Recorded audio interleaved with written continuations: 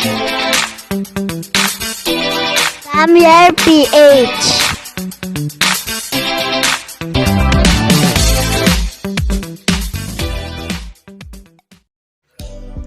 Hi guys! Welcome back sa ating channel. Yan, bali ngayong araw nga pala guys ay manghuhuli ako guys ng 4 na piraso natin na male na ARC. Yan, kasi na-requestan tayo ng tropa ng 6 to 7 inches na male. Bali kukuha lang tayo ng 4. Ayaw nga natin ibenta tong mga male natin na to kasi future breeder natin to. Yan, di lang natin matanggihan si tropa kaya bibigyan natin siya ng 4 na piraso guys na mga male na 6 to 7 inches. Yan. Tapos dun sa mga nagme-message sa akin guys na kamusta na ba yung ating ulang. Yan, bali update ko na rin kayo guys dito sa ating mga alagang ulang. Yan. Pasensya na nga pala guys dun sa mga hindi ko nabebentahan ng ulang natin kasi wala tayong ngayong pinapalaki ng mga ulang guys kasi hindi tayo nakapagpa-hatch ng ating mga ulang, ng ating mga larvae kasi naubusan tayo guys ng breeder. Pati yung breeder kasi natin, yan, naibenta kasi natin guys. Walang natira sa atin na breeder kaya 2 to 3 months pa ulit guys bago tayo makapagpa buried ng ating mga ulang kasi mga bata pa tong natira sa akin guys. Almost 30 to 40 pieces na lang siguro yung naandito natin na pinapalaki natin guys. Yan, mamaya update ko kayo guys pag nakahuli na ako guys ng sample ng size ng mga ulang natin.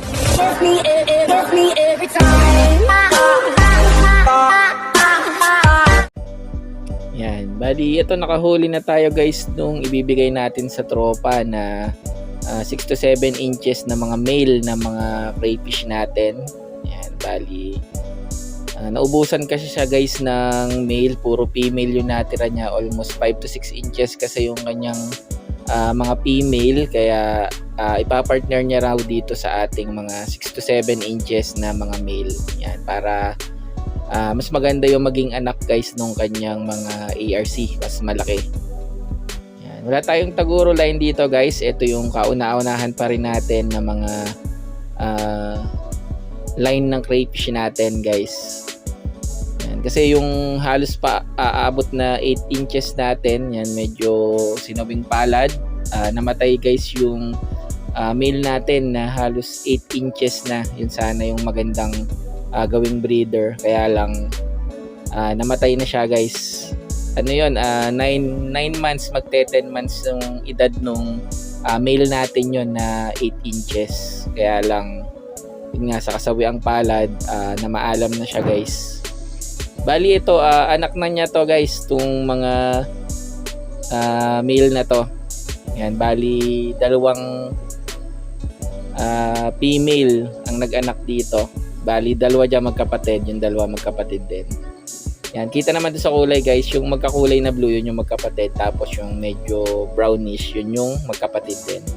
Yan, update ko kayo mamaya guys doon sa ating ulang pag nahuli ko na.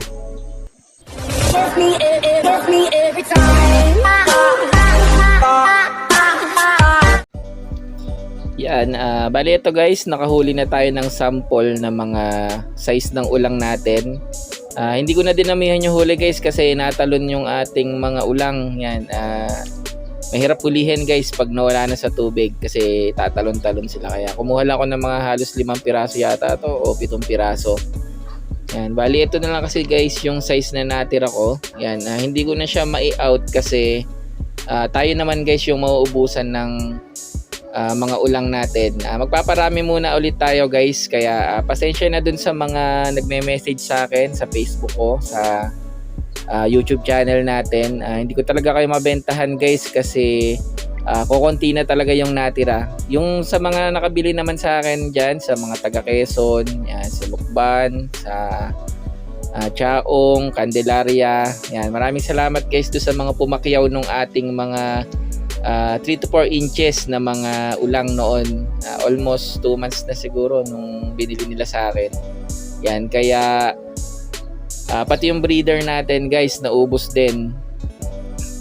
Kaya naubusan talaga tayo guys ng mapapahatch na mga ulang.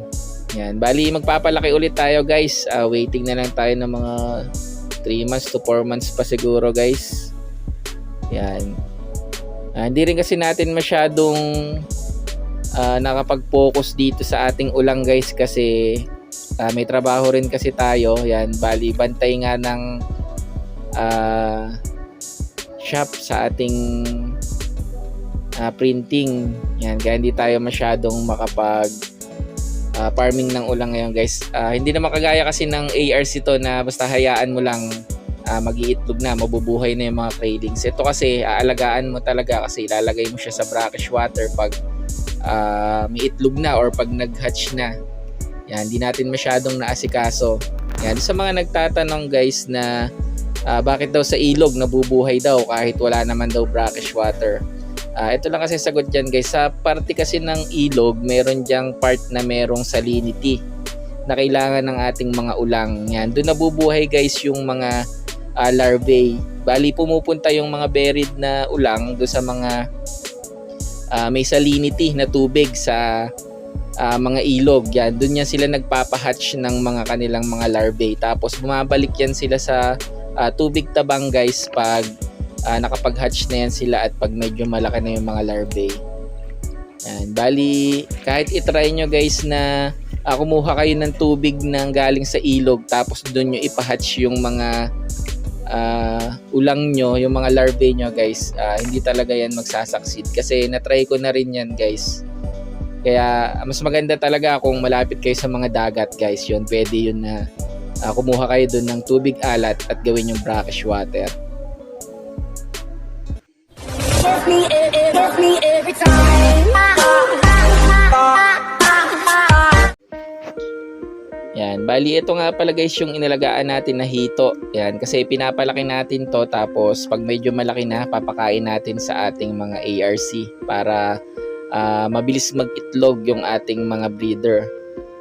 Yan, mura lang naman ang patoka guys kaya sulit to. Pag laki nito at ipakain nyo sa ARC nyo hindi na kayo lugi guys. Saka dito ko na nga pala guys tatapusin yung video na to. Yan, bali nag-update lang tayo sa ating ulang ngayon at may bumili sa atin ng crayfish. Yan, kaya hanggang dito na lang guys. Maraming salamat.